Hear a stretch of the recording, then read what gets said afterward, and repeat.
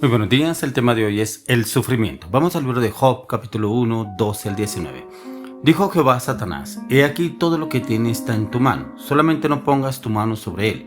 Y salió Satanás de delante de Jehová. Y un día aconteció que sus hijos e hijas comían y bebían vino en casa de su hermano el primogénito. Y vino un mensajero a Job y le dijo: Estaban arando los bueyes y las asnas, paciendo cerca de ellos, y acometieron los sabeos y los tomaron y mataron a los criados, y a filo de espada solamente escapé yo para darte la noticia. Aún estaba hablando cuando vino otro que dijo: Fuego de Dios cayó del cielo, que quemó las ovejas y a los pastores y los consumió, solamente escapé yo para darte la noticia.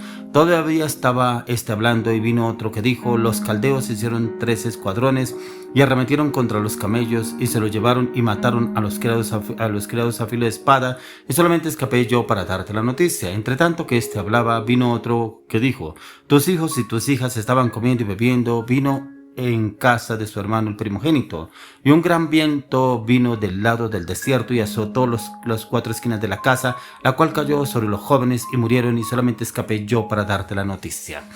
El sufrimiento. Tremenda la historia de Job, cómo Dios permite que Satanás entre y toque a Job. Pero encontramos en esta historia el sufrimiento de Job, que nunca renegó contra Dios, nunca se quejó contra Dios, nunca maldijo a Dios, porque aún su esposa le decía: maldice a tu Dios y muérete. Nunca lo hizo. Él sabía en quién estaba puesta su confianza, pero sabía que Dios tenía un propósito. Pero este sufrimiento que vivió Job, en un día perdió todo. Dice la palabra que Dios le permitió a Satanás que tocara todo lo que tenía Job, pero no podía tocar su alma. Pero cómo viene Satanás y derriba todo, prácticamente acabó con todo lo que tenía Job. En un día perdió todo. Lo único que no perdió fue a su esposa, la cual le decía que maldijera a su Dios y que se muriera. Pero como Job no renegó contra Dios, Job no maldijo a Dios, Job no maldijo por la situación que estaba pasando, el sufrimiento. Tuvo que vivir un sufrimiento un proceso en el cual Job demostró que realmente su confianza estaba en Dios, que pasó procesos, situaciones, circunstancias difíciles en las cuales se encontraba con sus amigos y discutía de diferentes momentos la vida que estaba viviendo, la vida que estaba pasando, y como que sus amigos como que ponían su propia situación, le daban a entender la situación que estaba pasando, de pronto que él había pecado contra Dios, bueno, muchas cosas que pasaron ahí con los amigos. Pero en este sufrimiento encontramos que Job prevaleció para con Dios, y encontramos también que la palabra de Dios nos dice que él perdió todas sus riquezas, sus hijos, en un solo día. Él no sabía que se estaba desarrollando una poderosa lucha espiritual. Hay personas en las cuales están pasando situaciones difíciles, un sufrimiento, de pronto la pérdida de un familiar, de pronto la pérdida de un ser querido, de pronto la pérdida de una casa, un automóvil, de pronto le embargaron la casa, le embargaron el sueldo, le embargaron el automóvil, de pronto perdió lo que había comprado por malos negocios, malas alianzas, malos convenios que de pronto haya hecho, para malas decisiones que tuvo en su vida, y como que perdió todo y en un momento se vio con los brazos cruzados, como dicen algunos. Pero ese sufrimiento muchas veces es permitido por Dios. Y hay veces es permitido por Dios para que miremos en dónde está puesta nuestra confianza. En la casa, en ese carro, en ese negocio, en mi esposa, en mi esposo, en mi hijo. No, y como que esa persona se echa a morir y como que no quiere vivir, como que ya no le ve sentido a la vida. Pero es un momento en el cual el Dios está permitiendo el sufrimiento. ¿Por qué se lo digo? Cuando miramos a la luz de las Escrituras, dice la palabra que aún ni un cabello de nuestra cabeza es permitido por Dios que caiga, porque Él dice que todos nuestros cabellos están contados y Él los conoce, pero también dice que ni aún una hoja de un árbol cae sin que Dios lo permita. Entonces mucho más estará pendiente Dios de usted y de mí. Claro está, si estamos en Dios, como dice la palabra, que somos hijos de Él. ¿Por qué somos hijos de Él? Porque reconocemos a Jesucristo como nuestro Salvador y personal, ¿cierto? Como el Hijo de Dios. Y aquí lo que pasaba con Job, él no sabía que se estaba desarrollando también una estrategia espiritual, una lucha en la cual Satanás había acusado a Job delante de Dios, y en la cual quería mirar si realmente Dios se lo permitía. Ya que el diablo dijo a Dios: si te quitas todas tus posesiones, te maldecirá y se alejará de ti. Pero Dios contestó: puedes hacer lo que desees, pero no puedes matarlo. Entonces vemos lo que pasó con Job. Job nunca preguntó qué le estaban ocurriendo estas cosas, por qué, para qué, como muchas personas entran: y ahora yo qué hice, qué mal hice, por qué estoy viviendo esta situación. Job no lo hizo. Lo más cercano que fue cuando dijo: dime qué es lo que tienes contra mí. Lo dijo en Job 10:2. Dime qué es lo que tienes contra mí. Job estaba compartiendo su agonía espiritual con Dios, a quien no podía entender lo que estaba viviendo, lo que estaba pasando. Pero él precisamente habla y le pregunta al Señor qué tenía circunstancias, cuál era el sufrimiento con el cual él estaba pasando, estaba viviendo. Ciertas circunstancias, situaciones difíciles.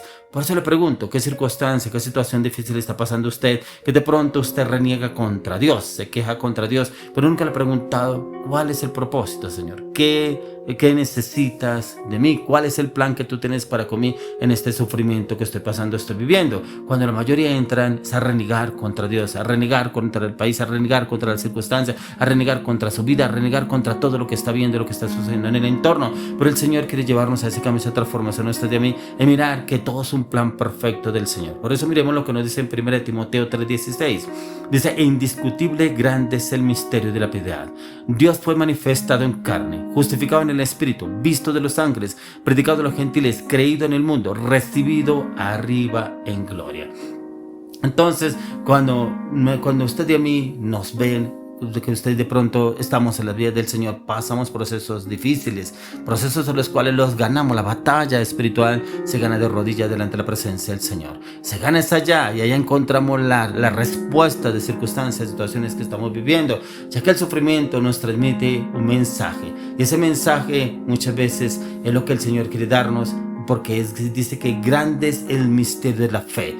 Primeramente quiere transmitirnos la fe, y la fe en la cual quiere que usted y yo prevalezcamos, perseveremos, que conquistemos la fe en la oración y en la palabra. Por eso dice: e indiscutible grande es el misterio de la piedad, ya que Dios fue manifestado en carne, Jesucristo, justificado en el Espíritu, visto de los ángeles, predicado de los gentiles, creído en el mundo, recibido arriba en gloria. La manifestación sobrenatural de nuestro Señor Jesucristo en esta tierra. ¿Y es por qué? Porque quiere el Señor llevarnos a que usted y yo entendamos que primeramente tenemos que alimentar la fe. En el sufrimiento muchas veces Dios lo permite, pero es para fortalecernos, no para que la persona se muera, no para que la persona automáticamente entre en una enfermedad terminal. No, el sufrimiento lo permite el Señor, es para que usted y yo entremos en ese conocimiento del Señor. Quiero conocer qué es lo que estoy viviendo, qué está pasando, Señor. Quiero encontrar la respuesta. Por eso inclusive algunos de los amigos de Job le decían: de pronto has cometido algún pecado contra Dios, de pronto has hecho algo indebido contra Dios, buscando o escudriñando de pronto el error de Job.